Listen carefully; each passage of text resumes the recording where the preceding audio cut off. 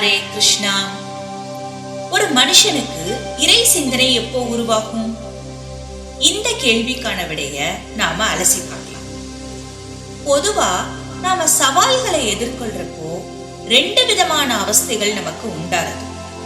அதுல ஒண்ணு வெற்றி, 2வது தோல்வி. வெற்றி உண்டாகும் போது நம்ம முயற்சி மேல ஒரு பெருமை, கர்வம் உண்டாருது. அந்த வெற்றியை அதிகப்படுத்த சில நேரங்கள்ல தர்ம சிந்தனையில இருந்து விலகி முரணா நடந்துக்கிறோம். ஒருவேளை தோல்வி உண்டாகிட்டா மன உளைச்சல், விரக்தி, ஏமாற்றம், இயலாமை, கோபம்ங்கிற எதிர்மறை சிந்தனைகள் உண்டாருது. இந்த மாதிரி சூழல்ல மனம் உடைஞ்சு போய் நிர்கதியா நிக்கிற நேரத்துல, தான் மேல நம்பிக்கை இழக்கிற நேரத்துல மனிதன் 2 விதமான முடிவுகளை எடுக்கலாம். ஒண்ணு, அந்த ஏமாற்றத்தில மூழ்கி தன்னைத்தானே அழிச்சுக்கிறது. இது தவறான முடிவு. 2வது, நம்ம மேல நாம வச்சிருந்த நம்பிக்கைய ஒரு குரு மேலேயோ இறைவன் மேலேயோ திருப்பி, என்னால் ஆன எல்லா முயற்சியும் செஞ்சுட்டேன், இனி என் கையில ஒன்னும் இல்லை, இந்த நான், என்னோடது, பெயர், புகழ், பணம், கர்வம் எல்லாத்தையும் உன்கிட்ட சமர்ப்பணம் செஞ்சுட்டேன், இனி ஓம் பாடுன்னு இறைவன் கிட்டையோ குரு கிட்டையோ சரணடைகிறது. நம்ம மேல நாம வச்சிருக்கிற நம்பிக்கை என்னைக்கு சுக்கு நூறா கண்ணாடி உடையிற மாதிரி உடையிறதோ, அன்னைக்குதான் அந்த கண்ணாடி துகள்கள் வழியா நம்மள நாமே பாக்குற எண்ணம் உருவாகும். அந்த சூழல்ல தான் நமக்கு இறை சிந்தனை உருவாகும். அர்ஜுனனுக்கு அப்படிப்பட்ட நிலைதான் பரிபூர்ண சரணாகதி.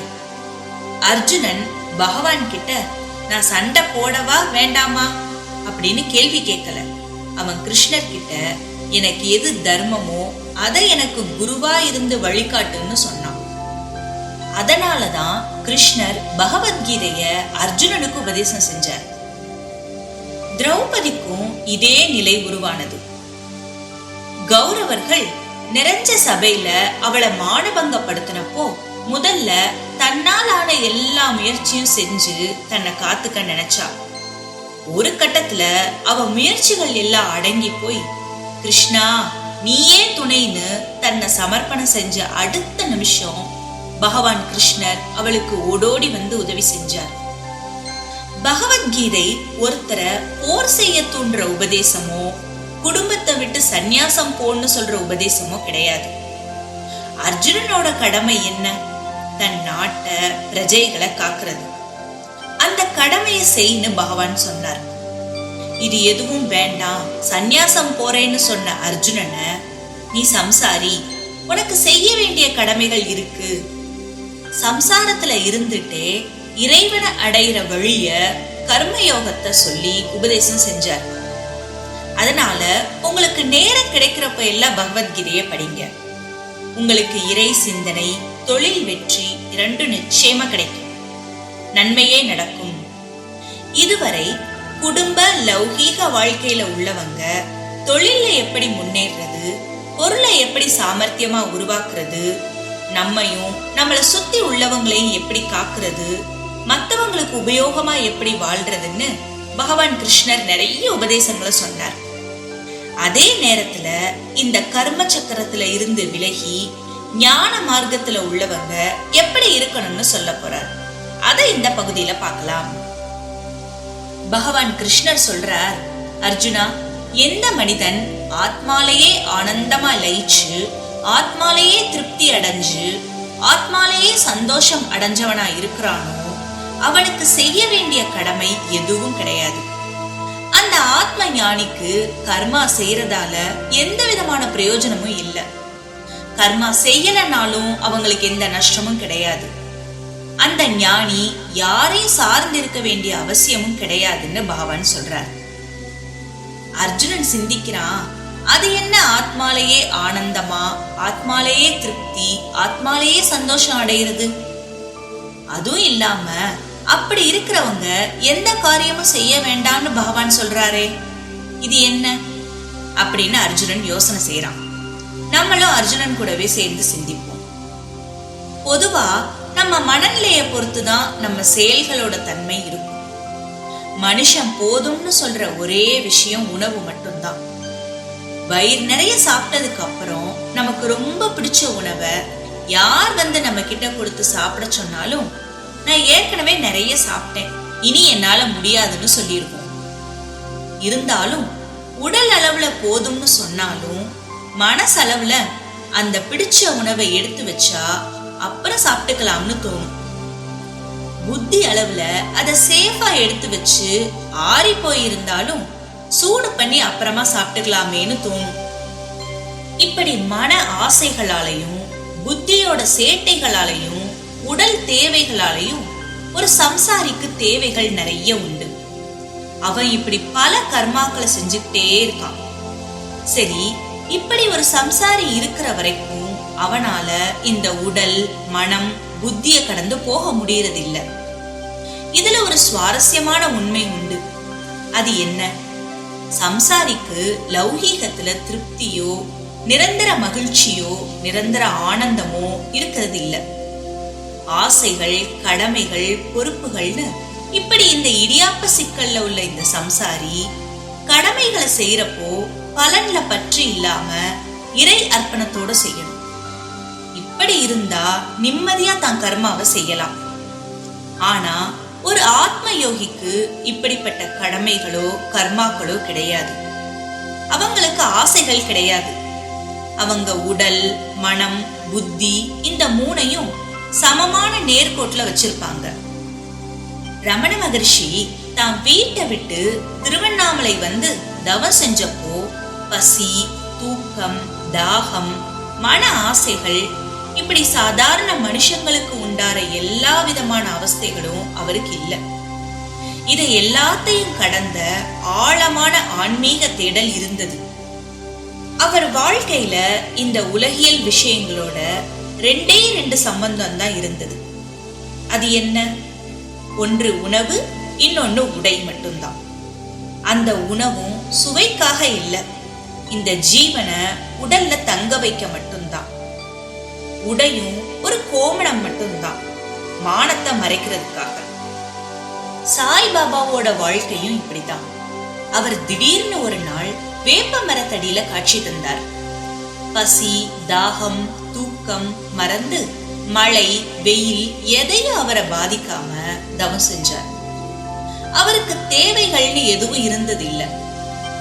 மகா பெரியவா, ராமகிருஷ்ண பரமஹம்சர் இப்படி நிறைய ஞானிகளோட வாழ்க்கைய நாம எடுத்து பார்த்தா அவங்களுக்கு நம்மள மாதிரி சாதாரண மனுஷங்களோட ஆசைகள், அபிலாஷைகள் கிடையாது. அவங்களோட தேடல் பணம், பேர், புகழ், அந்தஸ்து, கௌரவம் இப்படியான வட்டத்துக்குள்ள அவங்க சிக்கினதே கிடையாது. இதையெல்லாம் கடந்த ஆத்ம ஞானிகள், யோகிகள், ரிஷிகள் அவங்கெல்லாம். இப்படி இருக்கிறவங்களுக்கு செய்ய வேண்டிய கடமைன்னு ஒண்ணு கிடையாது. இருந்தாலும் அவங்க உபதேசங்கள், வாழ்க்கை முறை, எளிமை, அன்பான பார்வைகளால நம்மள மாதிரி சாதாரண மனுஷங்களுக்கு வழிகாட்டி இருக்காங்க. அவங்களால லோகத்துக்கு பல நன்மைகள் உண்டாகும். அவங்க பிரார்த்தனைகள் எல்லாமே லோக சேமத்துக்காக இருக்கும். நாம நமக்கு உபயோகம் இல்லாத பொருளை மத்தவங்களுக்கு தானமா கொடுப்போம்.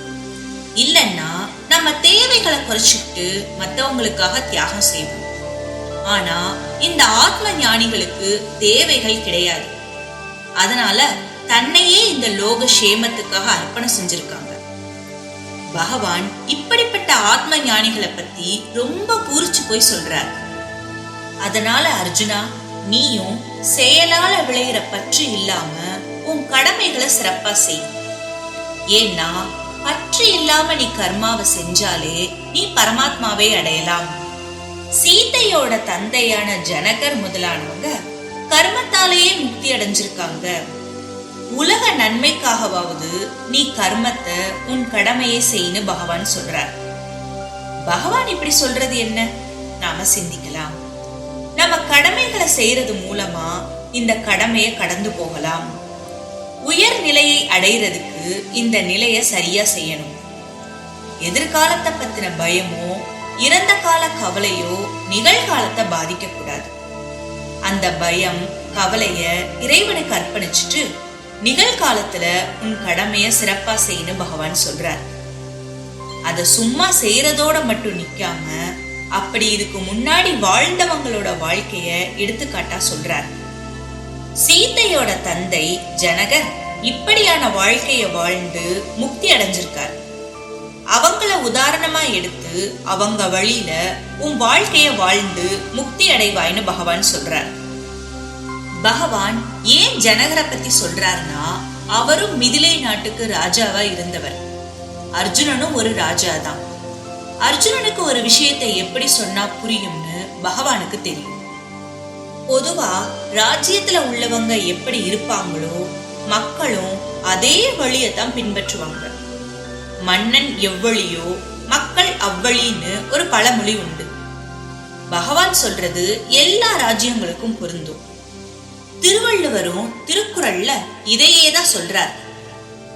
ஒரு அரசாங்கம் எப்படி இருக்கணும்னு, இயற்றலும் ஈட்டலும் காத்தலும் காத்த வகுத்தலும் வல்லது அரசு. ஒரு அரசு நிர்வாகம் சிறப்பா செயல்படணும்னா நிர்வாகி திறமையானவரா, அந்த நாட்டோட நலன்ல ஆர்வம் உள்ளவரா இருக்கணும். அதே நேரம் அவர் பற்று இல்லாம அக மலர்ச்சியோட ஆத்ம விடுதலை தேடுறவராகவும் மனசளவுல தூய்மையானவராகவும் இருக்கணும். பகவான் கிருஷ்ணருக்கும் திருவள்ளுவருக்கும் உள்ள ஒற்றுமை ரொம்ப ஆச்சரியமானதா இருக்கு. பகவான் இவ்ளோ சொல்லியும் அர்ஜுனன் மனசுல இன்னும் பலவிதமான கேள்விகள் உண்டாருது. பகவான் இன்னும் தொடர்ந்து பல சிறந்த வாழ்க்கை உபதேசங்களை சொல்ல போறார். அதை அடுத்தடுத்த வீடியோல பார்க்கலாம். நாம பகவத்கீதைய எளிமையான தமிழ்ல எல்லாரும் சுலபமா புரிஞ்சுக்கிற வகையில நம்ம ஸ்பிரிச்சுவல் அண்ட் பாசிட்டிவ் வைப்ஸ் சேனல்ல தொடர்ந்து பதிவேற்றம் செஞ்சுட்டு இருக்கோம். அதுக்கான பிளேலிஸ்ட் லிங்க டிஸ்கிரிப்ஷன்ல கமெண்ட் பாக்ஸ்ல கொடுத்துருக்கோம். உங்களுக்கு நேரம் கிடைக்கிறப்போ மற்ற வீடியோஸும் பாருங்க. உங்களுக்கு பிடிச்சிருந்தா உங்க நண்பர்கள் உறவினர்களோட ஷேர் பண்ணுங்க. உங்க மேலான கருத்துக்களை கமெண்ட் பாக்ஸ்ல பதிவு பண்ணுங்க. ஹரே கிருஷ்ணா.